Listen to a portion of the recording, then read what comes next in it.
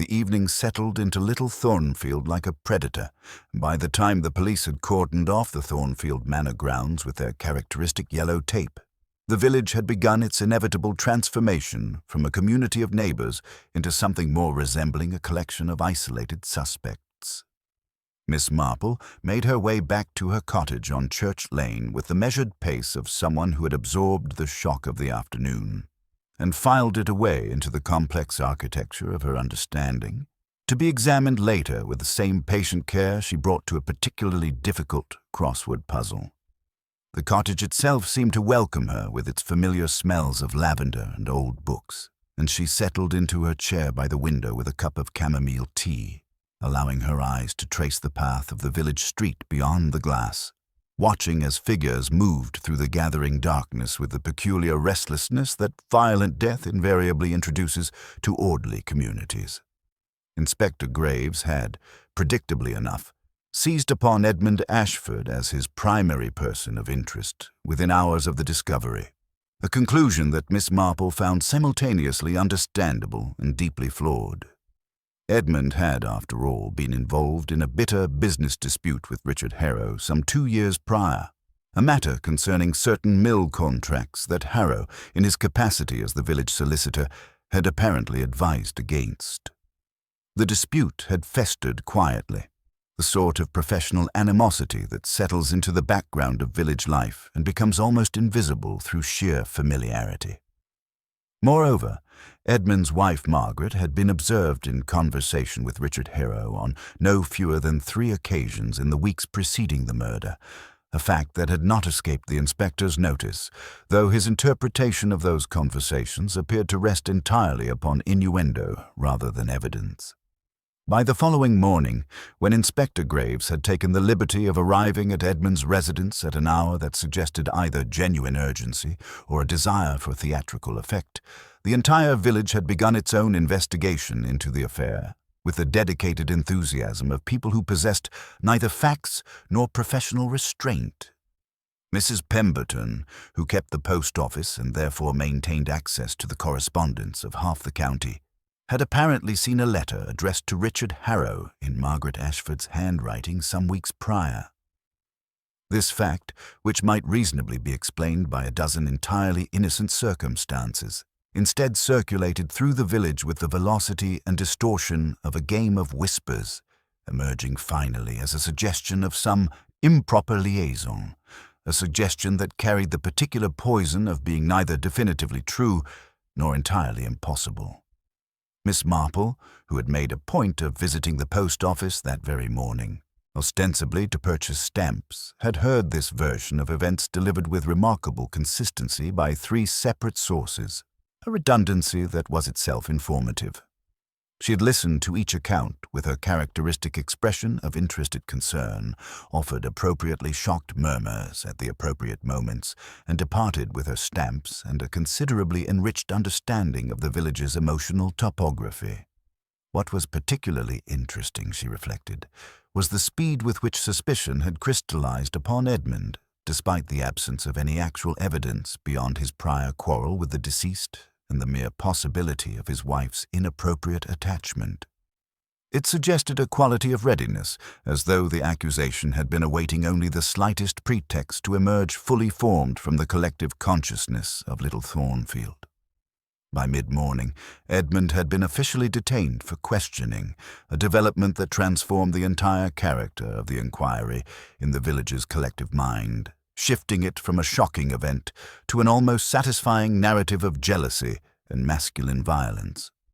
Miss Marple, however, found herself occupied with other considerations entirely.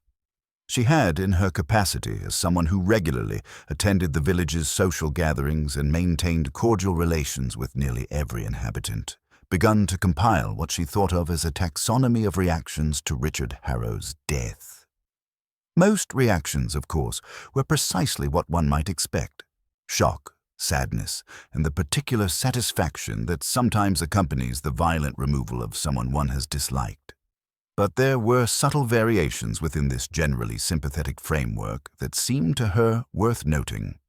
Penelope Harrow, for instance, had attended morning service at St. Michael's with an appearance of calm so absolute that it bordered on the theatrical, though Miss Marple suspected this might represent genuine relief rather than dissimulation. The Reverend Sutton's wife, Eleanor, had been observed weeping in the vestry, though upon closer examination it appeared her distress concerned primarily the disruption to the village's reputation rather than any personal attachment to the deceased. And then there was Catherine Willoughby, the widow of the previous rector, who had made a rather pointed remark about Richard Harrow's treatment of various parishioners over the years, a remark that suggested a personal grievance of considerably greater substance than the casual disregard one might expect from mere social indifference. Most intriguing of all, Miss Marple had observed young David Winters, the mill's foreman and a man some 5 years younger than Edmund Ashford himself, standing at the edge of the crowd during the police's removal of the body, his expression a curious blend of anxiety and something that resembled, if she was not mistaken,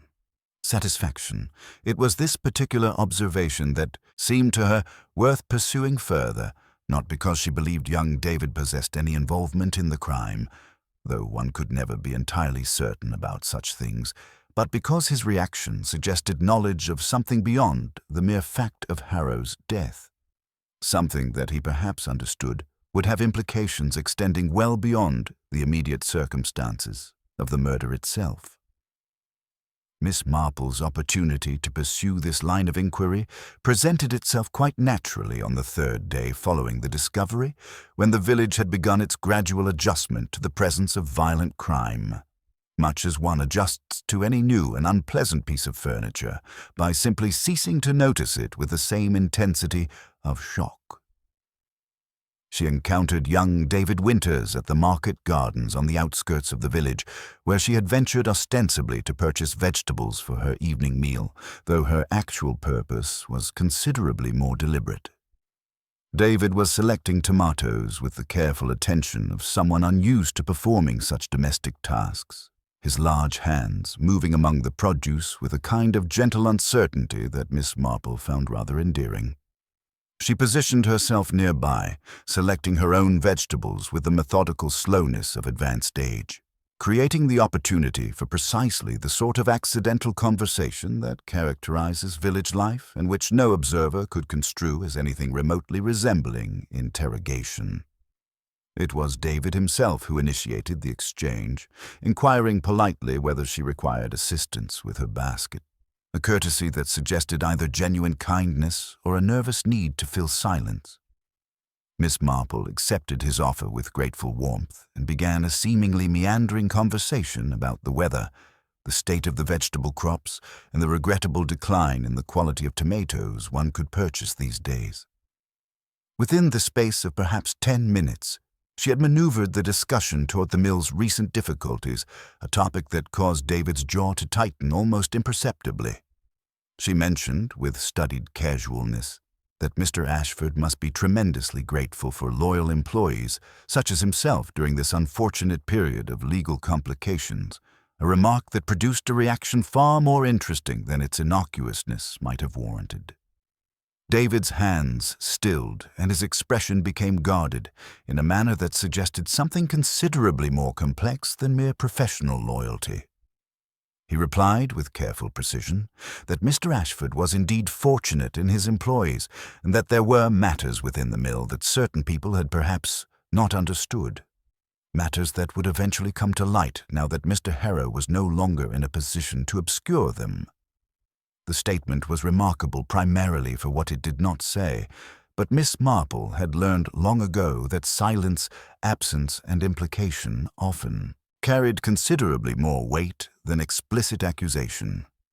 She continued her shopping with undiminished pleasantness, thanked David for his assistance, and departed with her vegetables and a considerably enriched understanding of the tensions underlying the village's business relationships. That evening, as she prepared her supper and allowed her thoughts to wander through the accumulated facts and observations of the past 3 days, a visitor arrived at her door in the form of Inspector Graves himself, a development that suggested the investigation had reached a particular kind of impasse. The inspector was a man of perhaps 55 years, with the disappointed expression of someone who had aspired to greater professional achievement than the circumstances of his career had permitted. He settled himself into her sitting room with the air of a man calling upon a respected elder, but his purpose became rapidly apparent as he began to outline the evidence against Edmund Ashford with the persistence of someone attempting to convince both Miss Marple and himself of a conclusion he had begun to doubt. The letter that Margaret had written to Richard Harrow, it transpired, had been located during a search of Edmund's residence, a discovery that seemed to Inspector Graves to constitute definitive proof of the affair he had hypothesized, though his confidence in this interpretation appeared to be wavering slightly at the edges. Miss Marple listened with her characteristic expression of attentive sympathy, and when the inspector had completed his narrative, she posed a series of questions with the innocence of an elderly woman seeking clarification on matters she found confusing. Had the letter, she wondered, actually contained any evidence of impropriety, or was the inspector perhaps inferring its contents from its mere existence? And had he considered whether Margaret's correspondence with Mr. Harrow might have concerned some entirely different matter, perhaps one related to her husband's business affairs or some personal matter requiring legal advice? The inspector's expression suggested that these questions, while seemingly obvious, had somehow failed to occur to him, a failure that Miss Marple gently but firmly began to remediate through a series of additional inquiries. By the time the inspector departed some hour and a half later, he had begun to express certain reservations about the strength of the case against Edmund Ashford, reservations that had apparently not existed prior to his visit. Miss Marple did not reveal the source of her skepticism, but instead guided him through a Socratic process of questioning that left him with the distinct impression that he had arrived at his new conclusions through his own intellectual effort, a technique she had found remarkably effective over the years in encouraging people to examine their assumptions more carefully. After he had departed, Miss Marple sat alone in her sitting room and allowed herself a small, satisfied smile.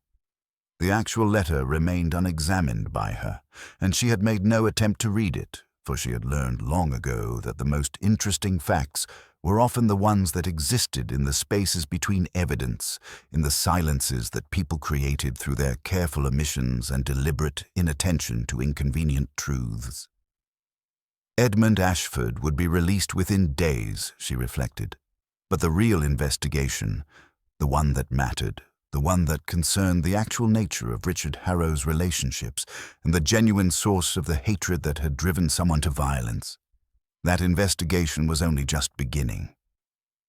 The release of Edmund Ashford from police custody occurred on a grey Thursday morning, accompanied by a statement from Inspector Graves that carefully avoided admitting error while strategically pivoting toward the investigation of other promising leads, a formulation that satisfied no one entirely but did at least restore a measure of respectability to the constabulary's handling of the affair. Edmund's return to the village was marked by a curious absence of the triumphant vindication one might have expected, for the suspicion that had attached itself to him during his detention had not entirely dissipated with his release, a phenomenon Miss Marple recognized as the peculiar persistence of accusation in the collective village consciousness. She observed from her window as Edmund drove past her cottage in his motor car, and even at that distance and through the intervening glass, she could perceive the tightness around his eyes that suggested the experience had altered something fundamental in his understanding of his relationship with his community. Margaret, visible briefly in the passenger seat, turned her face deliberately away from the window, a gesture that spoke volumes about the state of their domestic arrangements and the lingering damage that even an accusation of infidelity, when proven false, could inflict upon a marriage. It was this particular observation that prompted Miss Marple to undertake what she considered her most important inquiry to date, an investigation into the actual contents and circumstances of the letter that had so significantly captured Inspector Graves' attention and colored his initial suspicions. She accomplished this through the entirely unexceptionable means of calling upon Catherine Willoughby. the widow of the previous rector, a woman of approximately Miss Marple's own age, whose position within the village's social hierarchy and whose connection to the affairs of nearly every household made her an invaluable source of information and context. Catherine received her in the sitting room of the rectory, where they settled themselves with tea and biscuits, and where the conversation proceeded with the apparent randomness of two elderly ladies gossiping about the village, though in reality it was an extraordinarily precise excavation of fact, motivation, and hidden relationship. It was Catherine who revealed, through a series of carefully placed observations about Margaret's personality and history, that the letter in question had indeed concerned business matters, specifically the mill's recent financial difficulties and certain decisions that Richard Harrow, as the family solicitor, had recommended regarding the disposition of the company's assets. Margaret, it transpired, had been attempting to discover whether her husband's business practices in the years prior to the dispute with Harrow had been entirely above reproach, a concern that suggested either an admirable commitment to marital honesty or, more likely, a desire to gather information that might serve her interests in the event of some future marital complication. This revelation, while not entirely surprising to Miss Marple, did serve to illuminate the texture of relationships within the Ashford household and suggested that the marriage had been considerably more fragile than the surface appearance of prosperity and social position had indicated.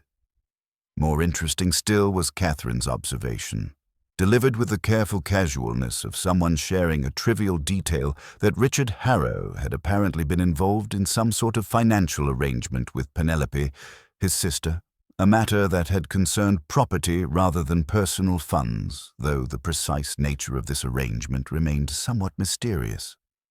Penelope, Catherine noted, had recently come into possession of a cottage on the village outskirts, a cottage that had formerly belonged to an elderly widow named Mrs. Harriet Church, who had passed away some 18 months prior under what had been described as natural circumstances, though Catherine harbored certain private doubts about this characterization. Miss Marple, at this point in the conversation,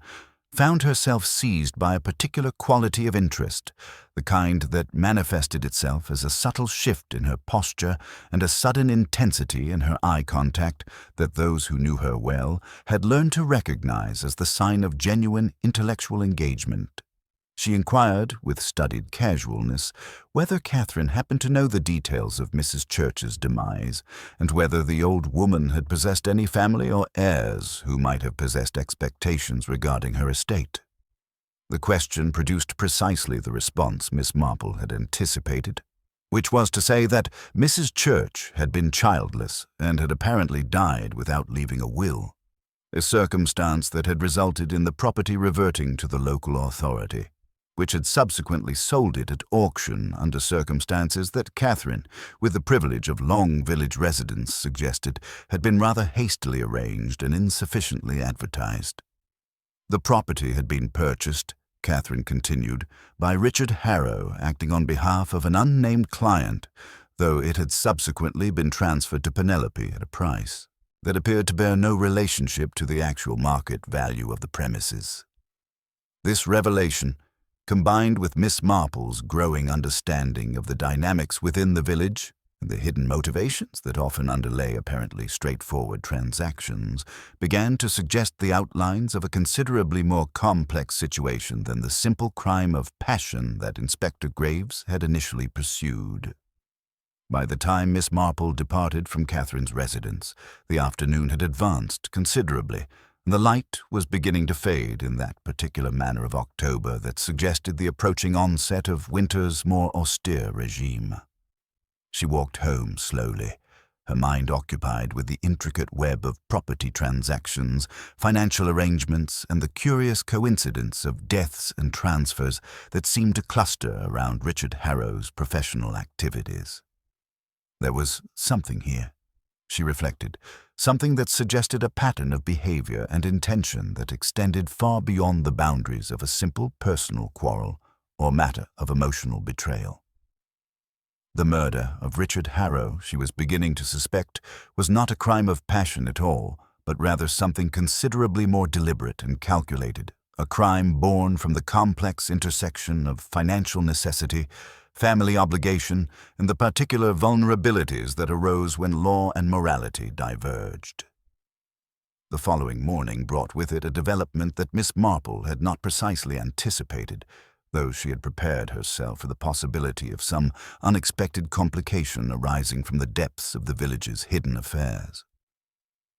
Inspector Graves appeared at her door at an hour that suggested either genuine urgency or a man who had slept poorly and sought distraction through professional activity, his expression combining a kind of desperate hope with the recognition of a man who had begun to suspect that his initial investigation had traveled significantly down the wrong path.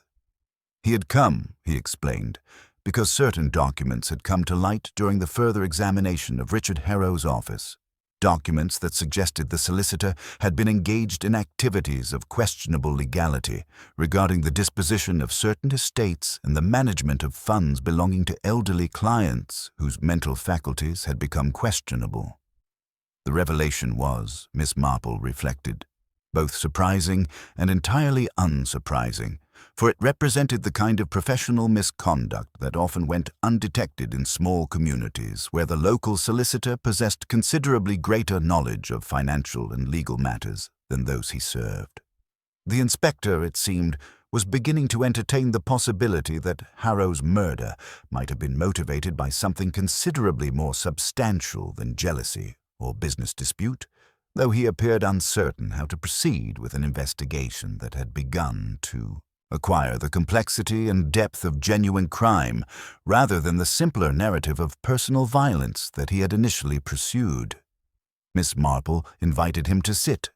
offered him tea with the graciousness of someone accustomed to managing the anxieties of those who came seeking direction, and proceeded to engage in what appeared to be a rambling conversation about the nature of trust in small communities and the particular vulnerabilities of elderly persons to exploitation by those in positions of professional authority.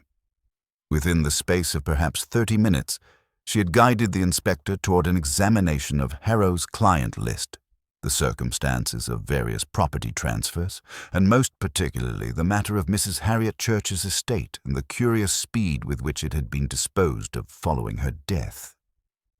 By the time the inspector departed her cottage, he had begun to develop what appeared to be a genuine understanding of the investigative direction he needed to pursue, an understanding that he clearly believed had originated entirely from his own cognitive processes, rather than from Miss Marple's careful, Socratic guidance.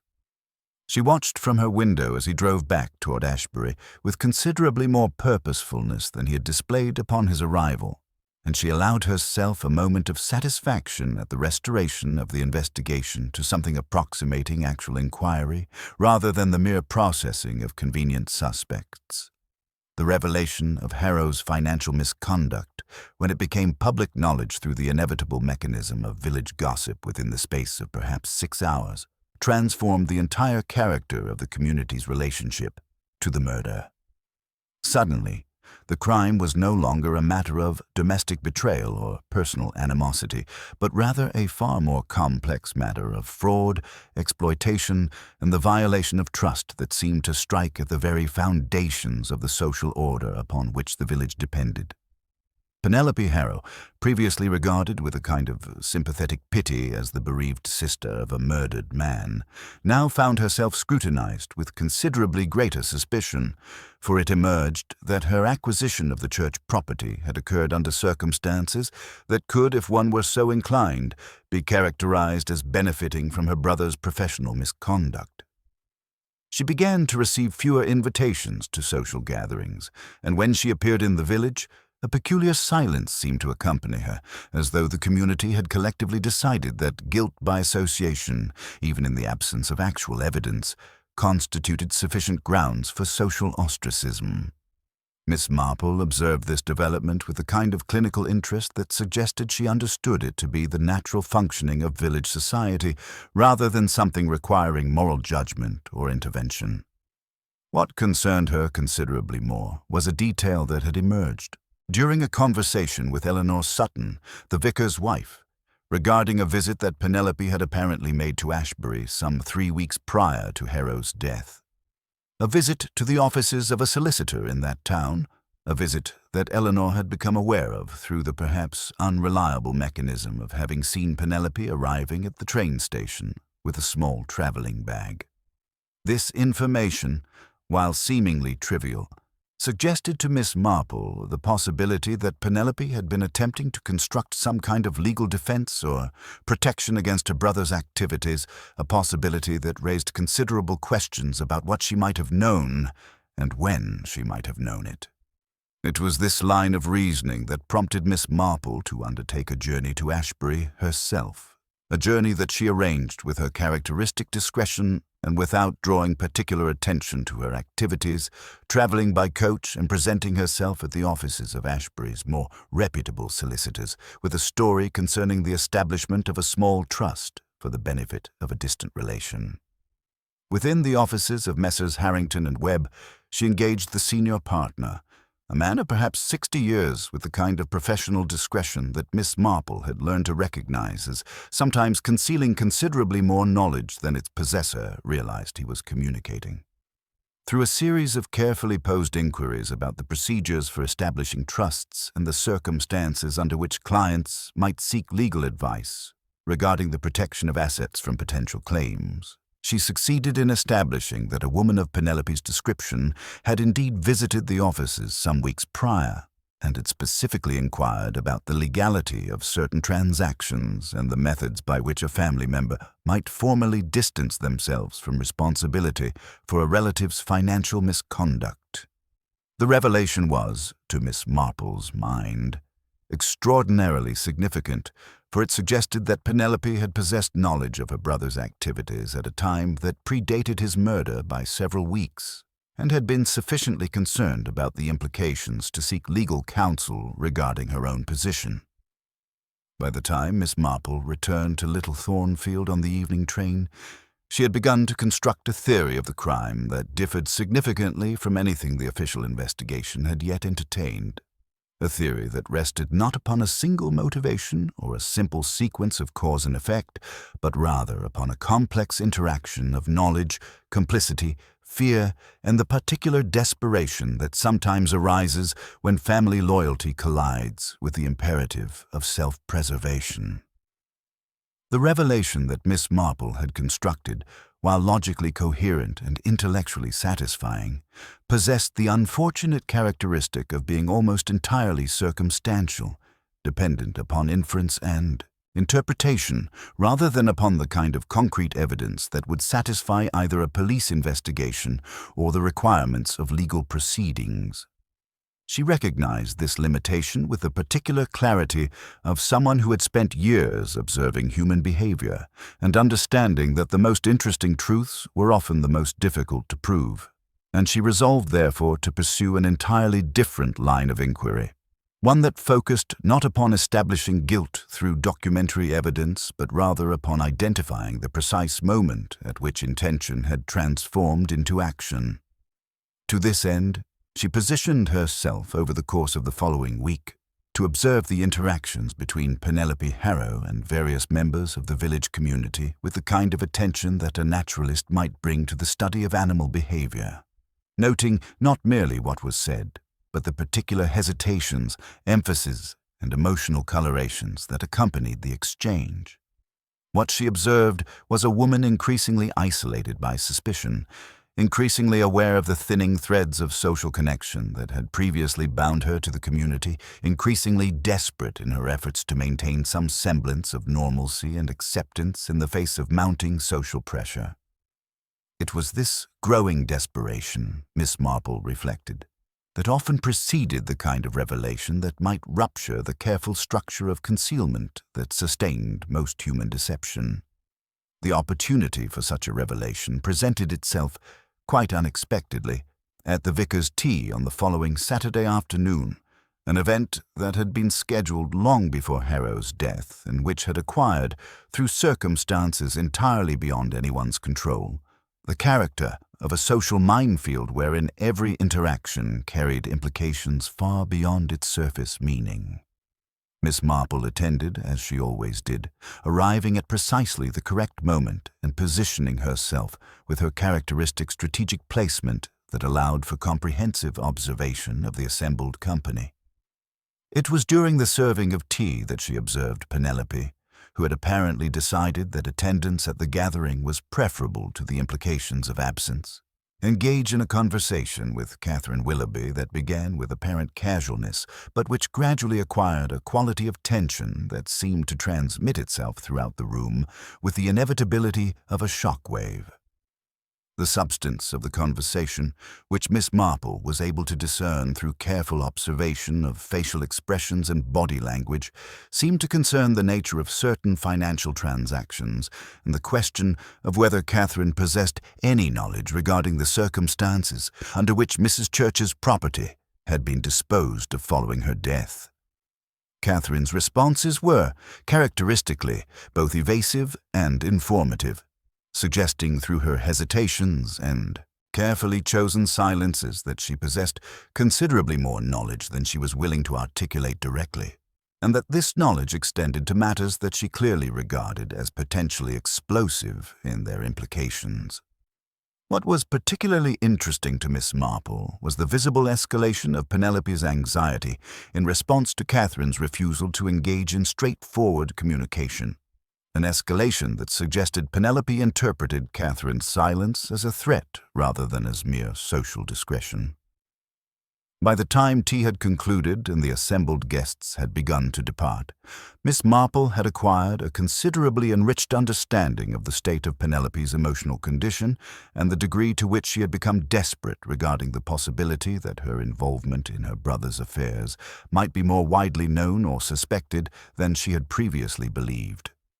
It was this understanding that prompted Miss Marple to take an action that represented a considerable departure from her usual methods of inquiry, an action that involved the direct engagement of her subject in a conversation specifically designed to test the boundaries of her composure and to observe the particular manner in which guilt, fear, and desperation manifested themselves when confronted with apparent knowledge.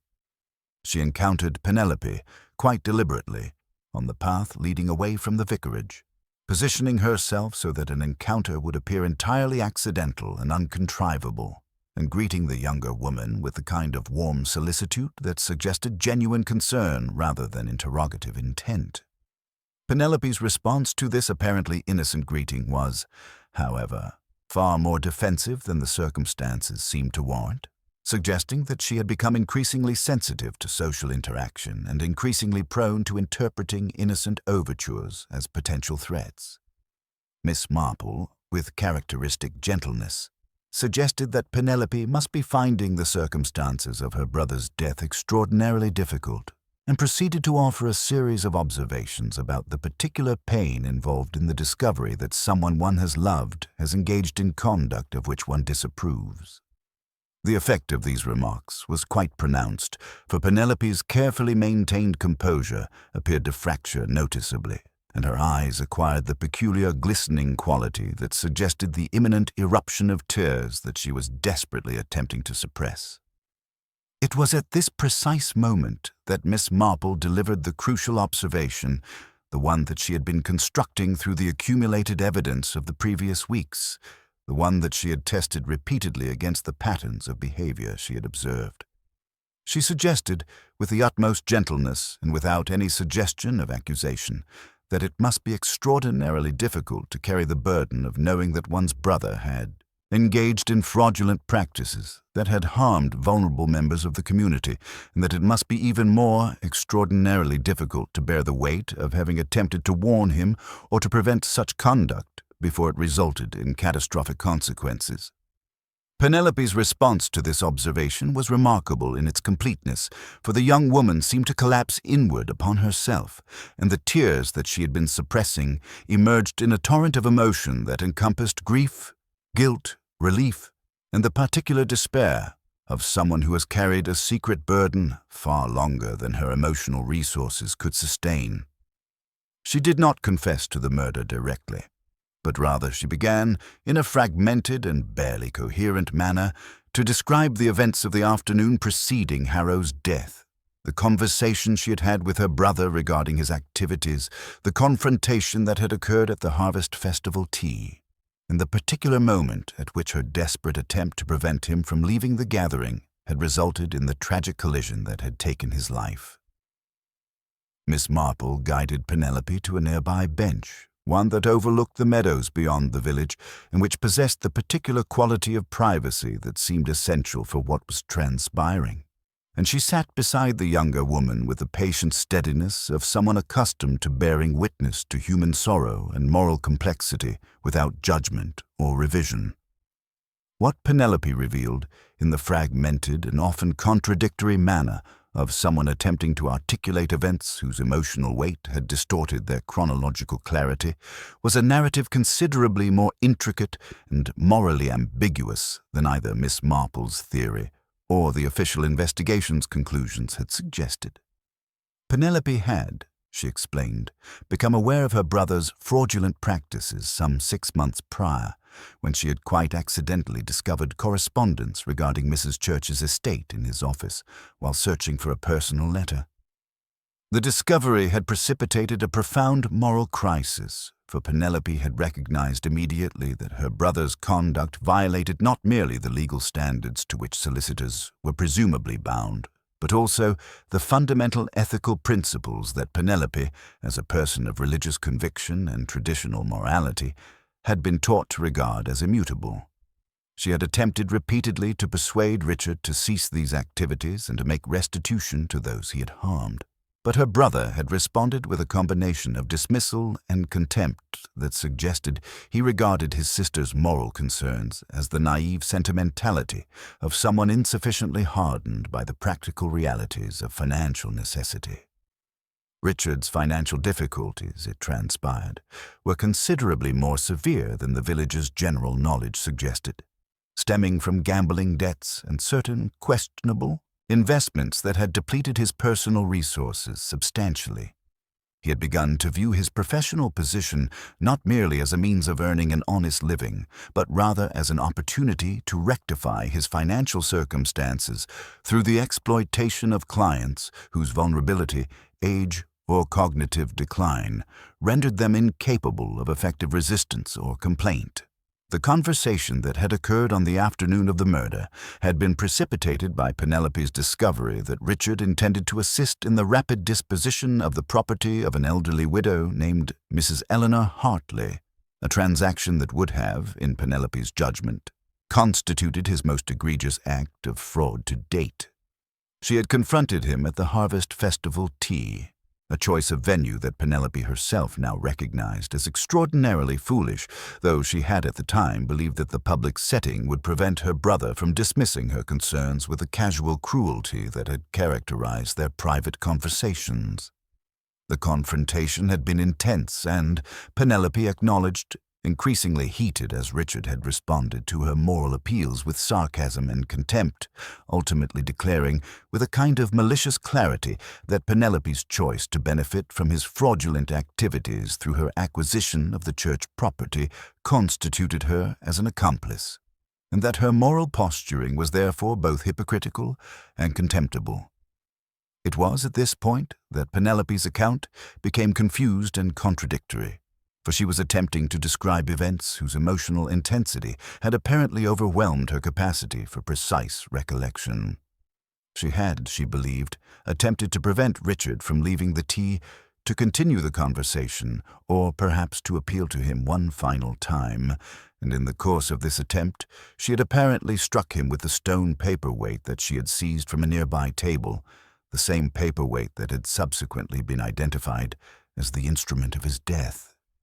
The blow had been, she insisted, neither calculated nor intentional in its ultimate consequences, but rather the product of a moment of desperate frustration, an attempt to ensure that Richard remained engaged in the conversation rather than a conscious effort to inflict fatal injury. She could not, she explained, even recall with precision the moment at which her brother's body had fallen, for her emotional state had apparently rendered the immediate aftermath of the blow something of a blank in her memory, a merciful obscuration that had perhaps protected her psyche from the full weight of the consequences of her actions. What followed the blow, according to Penelope's recollection, was a period of extraordinary confusion during which she had apparently abandoned the tea and departed the grounds of Thornfield Manor, though the specific details of this departure remained vague even in her own mind.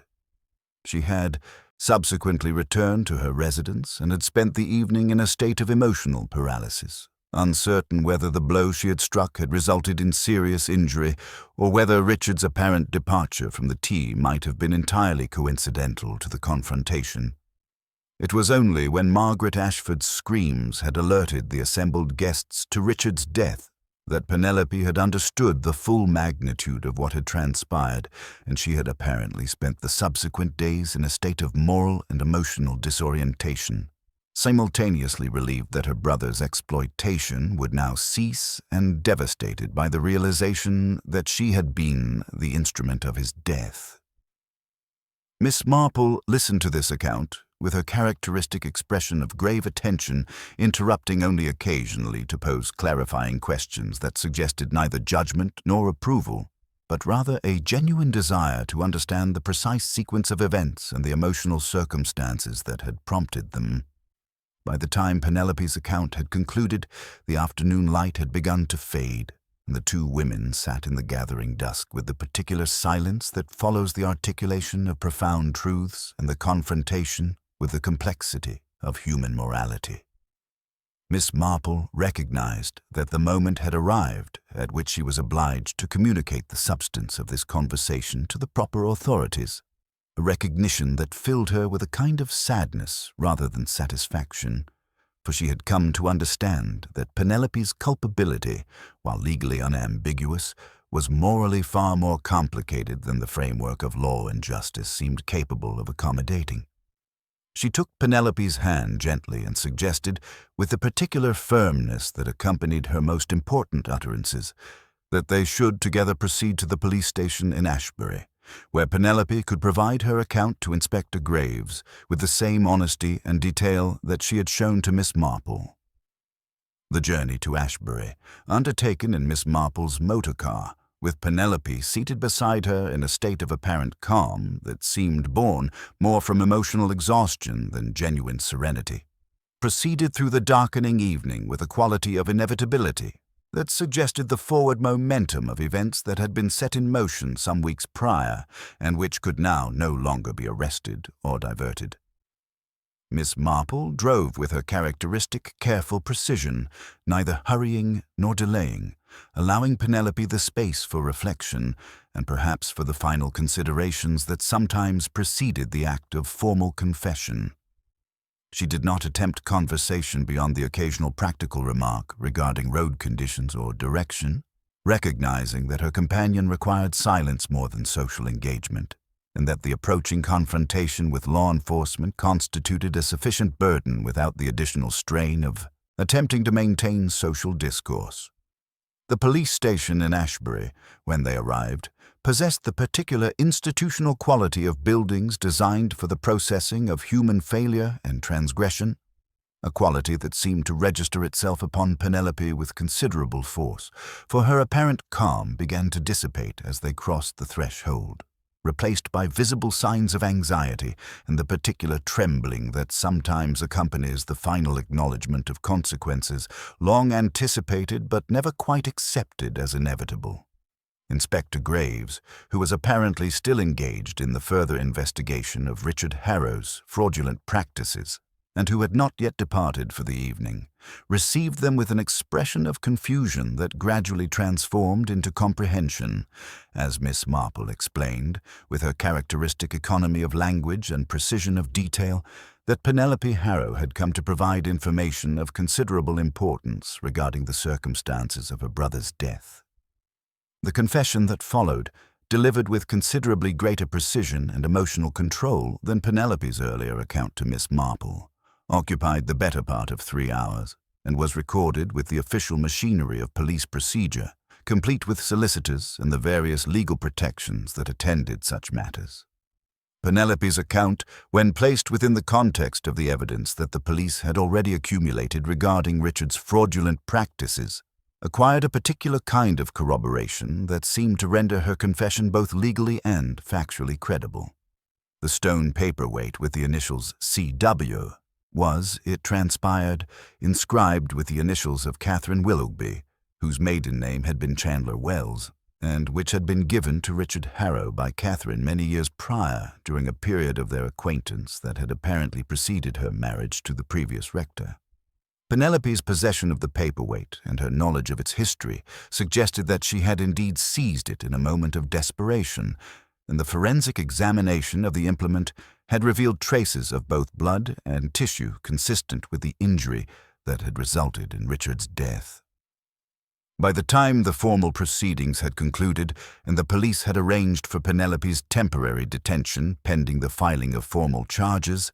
the night had advanced substantially toward morning, and Miss Marple found herself contemplating the long drive back to Little Thornfield with a weariness that encompassed both the physical exhaustion of the evening's events and the more profound emotional fatigue that accompanied the resolution of a mystery that had required her to function simultaneously as investigator, confessor, and ultimately as the instrument through which a family tragedy had been transformed into a matter of legal consequence. She chose instead to remain overnight in a modest hotel in Ashbury, a decision that allowed her the opportunity to reflect upon the extraordinary events through which she had lived during the preceding weeks, and to consider the moral implications of her role in bringing about Penelope's confession and subsequent detention.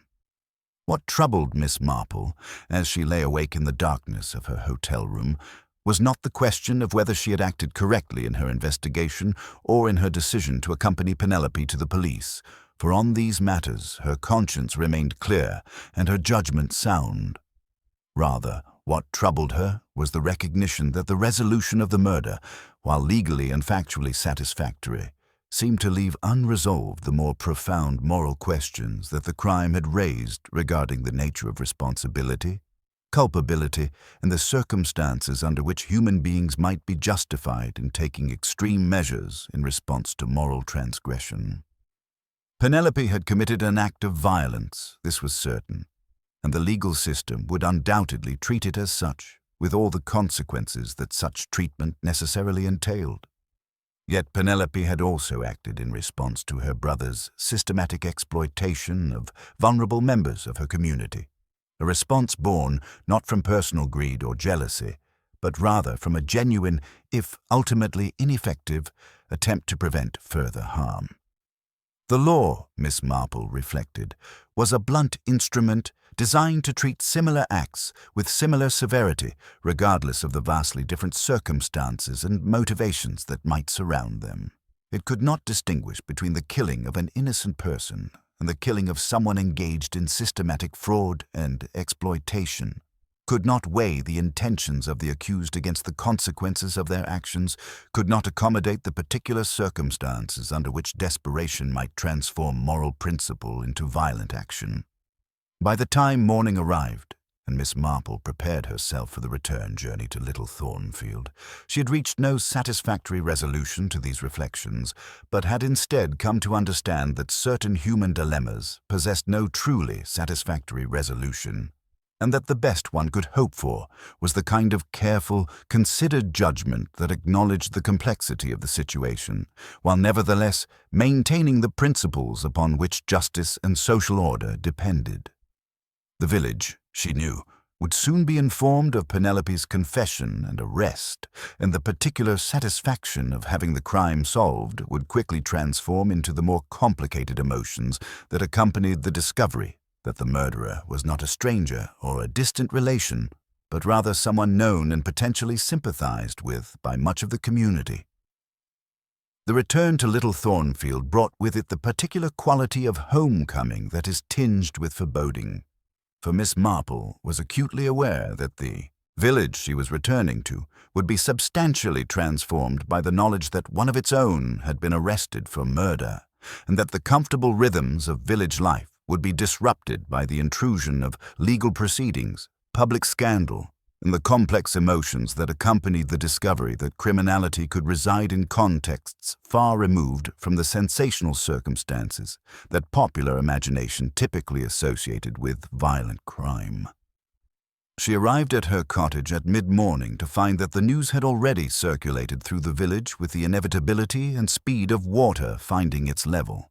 and that the assembled community had apparently spent the intervening hours engaged in a process of collective reinterpretation of Penelope Harrow, transforming her from an object of suspicion born from social proximity to the crime into an object of considerably more complex scrutiny born from the revealed knowledge of her culpability. Miss Marple was, within the space of the following hour, the recipient of numerous visitors, each arriving ostensibly to inquire about her health and to engage in social pleasantries, but each in reality seeking to satisfy the particular curiosity that violent crime invariably provokes in small communities, and each hoping to extract from her some additional detail or insight that might resolve the lingering mysteries and questions that the official confession had not entirely addressed. To each visitor, Miss Marple offered the same response,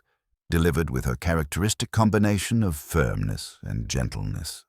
that she had indeed been instrumental in bringing certain facts to the attention of the police, that she believed the authorities had acted appropriately in their investigation, and that she trusted that the legal processes would now unfold according to the requirements of justice.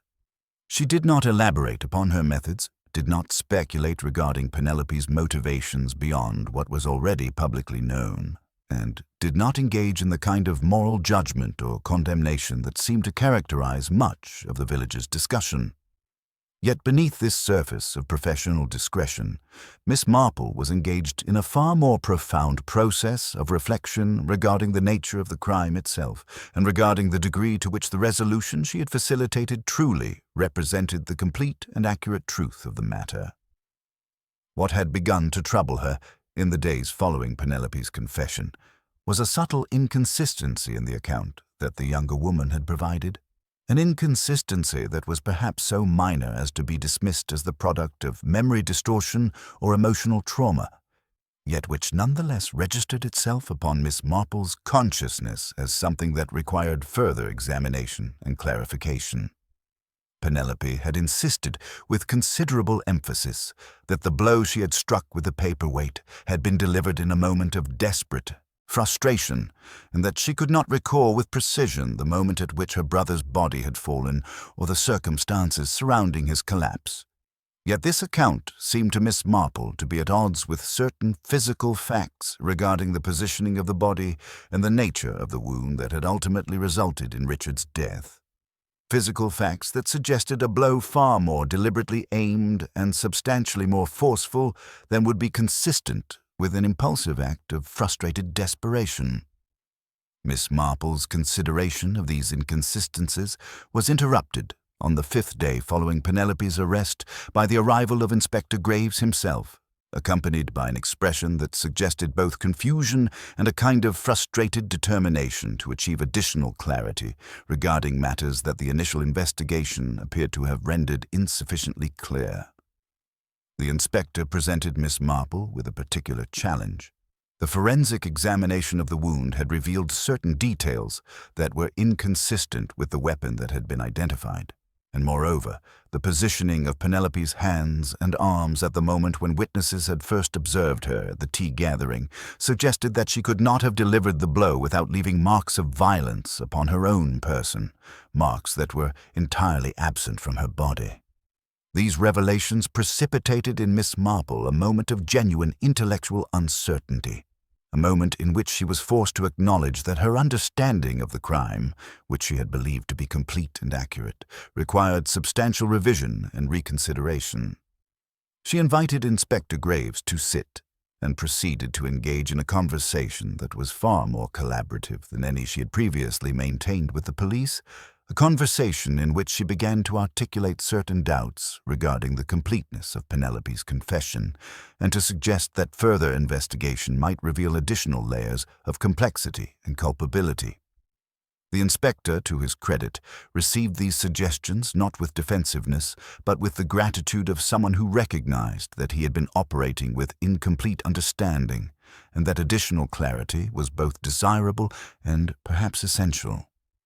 Together, they began to reconstruct the events of the afternoon preceding Richard's death with considerably greater precision, examining the positions of witnesses, the sequence of events, and, most particularly, the moments immediately preceding the confrontation between Penelope and her brother. What emerged from this collaborative reconstruction was a far more disturbing possibility than either the initial investigation or Penelope's subsequent confession had suggested. That Penelope, while guilty of the confrontation and while bearing moral responsibility for the chain of events that had led to her brother's death, might not actually have been the person who had struck the fatal blow. The injury patterns, when examined in light of this possibility, suggested that a different implement than the paperweight might have been employed, and that the blow might have been struck not in a moment of desperate improvisation, but rather in a moment of calculated deliberation that suggested premeditation and intent. The question that now confronted both Miss Marple and Inspector Graves was not whether Penelope was guilty of her brother's death, but rather whether she had perhaps sacrificed herself through her confession to protect someone else. Someone whose guilt might be considerably more substantial and whose motivation considerably more sinister than Penelope's own defensive reaction to her brother's moral transgression. The examination of this new and substantially more troubling possibility required that Miss Marple and Inspector Graves engage in a process of careful reconstruction that involved returning to the scene of the crime and to the interviews that had been conducted with the various witnesses who had been present at the Harvest Festival tea on the afternoon of Richard's death. What emerged from this second investigation, conducted with considerably greater attention to detail and to the subtle inconsistencies that often characterized witness testimony, was that the confrontation between Penelope and her brother had indeed been observed by multiple witnesses, but that the actual moment of the blow had not been directly witnessed by anyone. Instead, what had been observed was a period of perhaps 30 seconds during which Penelope and Richard had been screened from view by the temporary displacement of one of the marquee walls, a displacement that had apparently occurred as a result of the wind and which had created a gap through which neither direct observation nor clear auditory perception was possible. This gap in the collective observation, Miss Marple recognized, created precisely the kind of temporal and spatial opportunity that would have allowed a third party to commit an act of violence while remaining unobserved by the assembled witnesses. She began, therefore, to examine with renewed attention the movements of other individuals who had been present at the tea, and to reconstruct not merely their positions at the moment of the murder, but their movements in the minutes preceding it and their behavior in the immediate aftermath. What she discovered through the painstaking process of cross-referencing witness accounts and examining the physical layout of the gathering was that David Winters, the mill foreman whose reaction to the news of Harrow's death had seemed so suggestive to her at the time of the initial investigation, had apparently positioned himself in proximity to the site of the confrontation during the crucial moments when the blow might have been struck. Moreover, his subsequent behavior, when examined in light of this new understanding, suggested a pattern of anxiety and careful positioning that seemed inconsistent with the mere coincidence of his presence at the scene. Miss Marple's consideration of this possibility was initially met with skepticism by Inspector Graves, who appeared reluctant to abandon the apparent resolution that Penelope's confession had provided, and who seemed to harbor doubts regarding the suggestion that a young man of David's apparent character and social standing might possess the capacity for such deliberate and calculated violence. Yet Miss Marple persisted gently in her suggestion that the evidence, when carefully examined, seemed to point toward David's involvement, and that his knowledge of the mill's financial difficulties and his apparent relationship with Edmund Ashford created a nexus of motivation that seemed worthy of more careful investigation. It was this gentle persistence that ultimately prompted Inspector Graves to undertake a more thorough examination of David's circumstances and history, an examination that produced revelations far more substantial than either Miss Marple or the inspector had initially anticipated. David Winters, it transpired, was not merely an ordinary mill foreman, but was in fact the illegitimate son of Edmund Ashford himself, a relationship that had been maintained with careful discretion, but which had nonetheless created powerful bonds of obligation and affection between the two men. Moreover, it emerged that David had been present during a conversation between Richard Harrow and Edmund Ashford some weeks prior, a conversation in which Harrow had apparently threatened to reveal certain details of Edmund's business practices that would have resulted in substantial legal and financial consequences. Richard had apparently been blackmailing Edmund, leveraging his knowledge of certain questionable practices to extract financial concessions, and it was this blackmail that had prompted David, acting from a complex mixture of filial loyalty and the particular desperation of someone attempting to protect a man he regarded as his father, to contemplate taking direct action. The blow that had struck Richard Harrow had not, therefore, been delivered in a moment of desperate improvisation or frustrated moral outrage, but rather had been carefully calculated and deliberately executed by a young man who had come to view Harrow's death as the only means by which he could protect Edmund Ashford from further exploitation and legal jeopardy. What made this conclusion particularly troubling, and what represented the critical element in the reconstruction of events, was the recognition that Penelope had apparently witnessed or deduced the truth of David's involvement in her brother's death, and that she had deliberately constructed a confession designed to shield David from legal consequences while accepting culpability herself.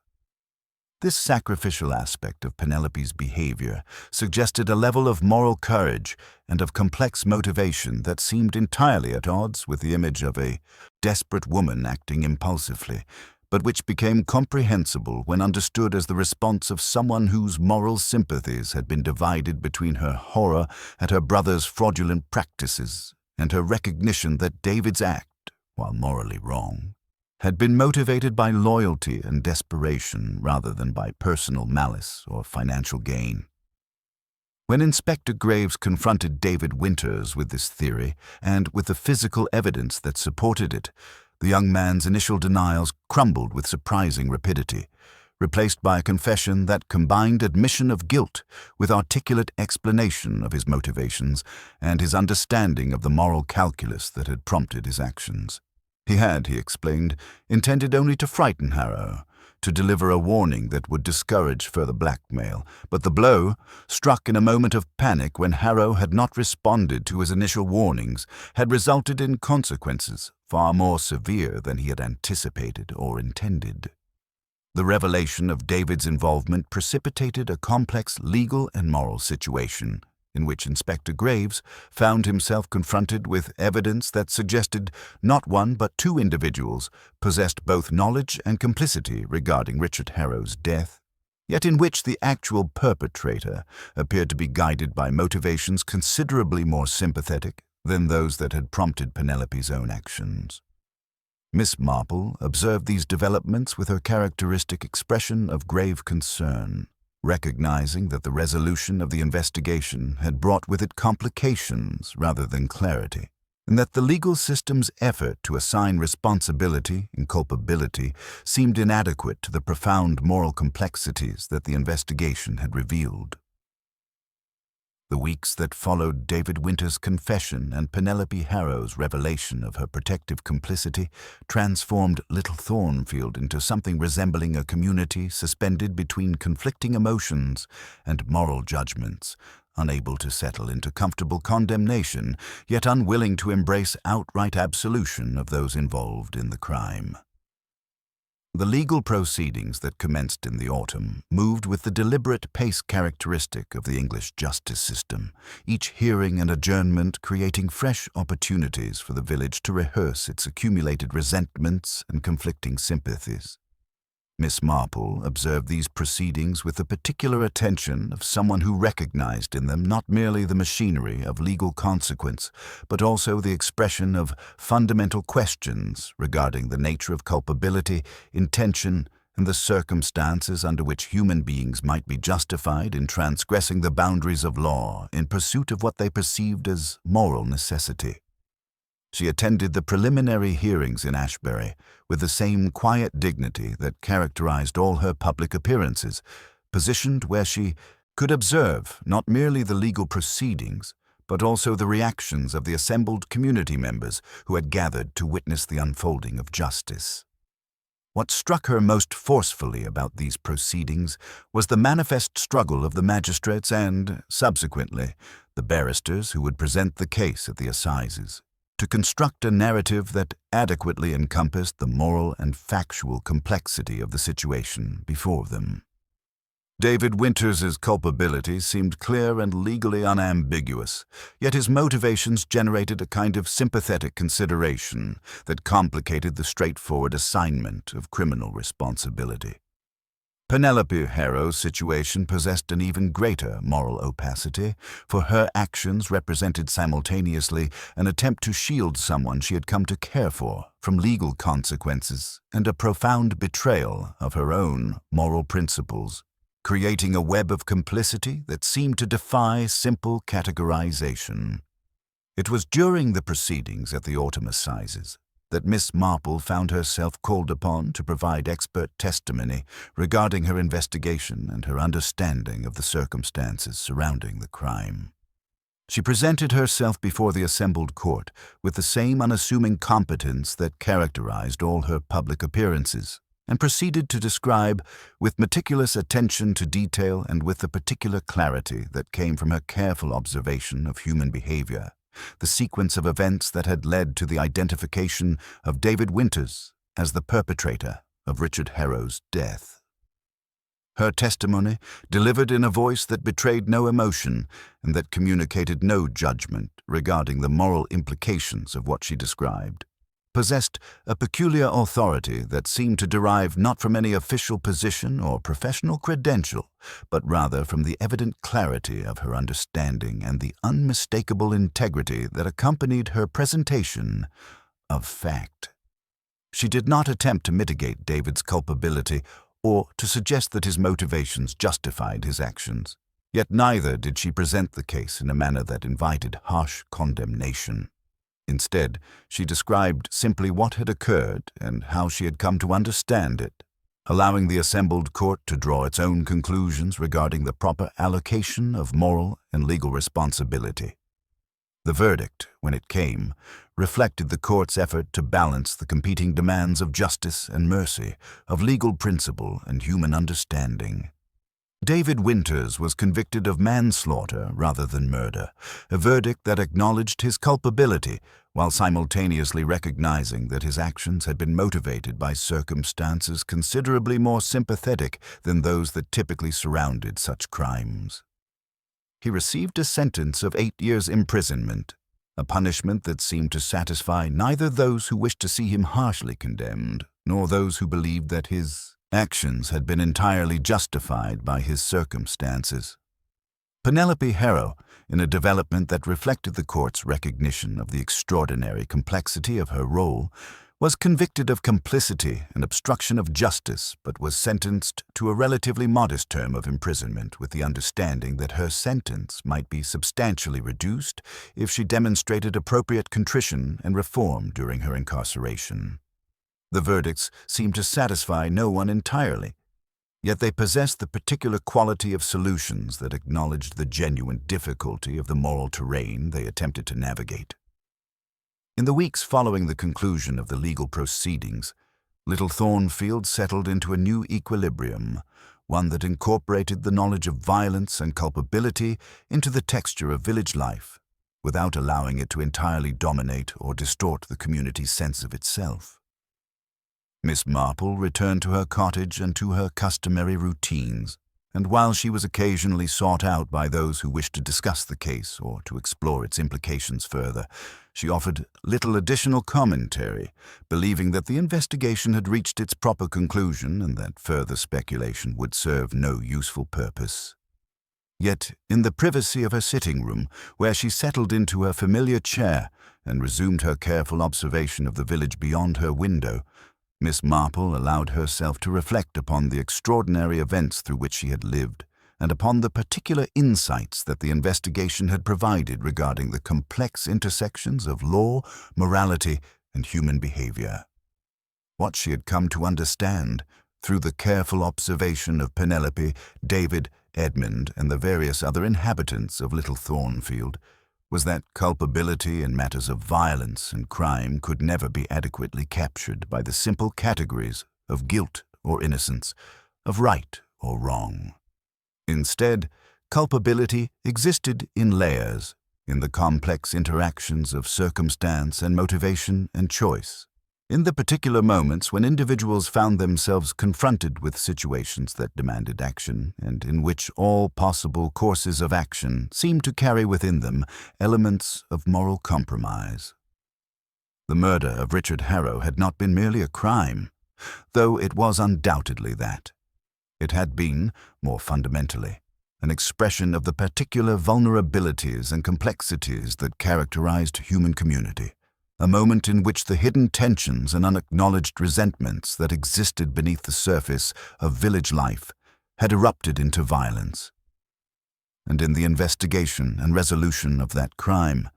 Miss Marple had been given a window into the profound moral challenges that attended the effort to understand human behavior and to assign responsibility in a universe that seemed fundamentally resistant to simple categorization or judgment.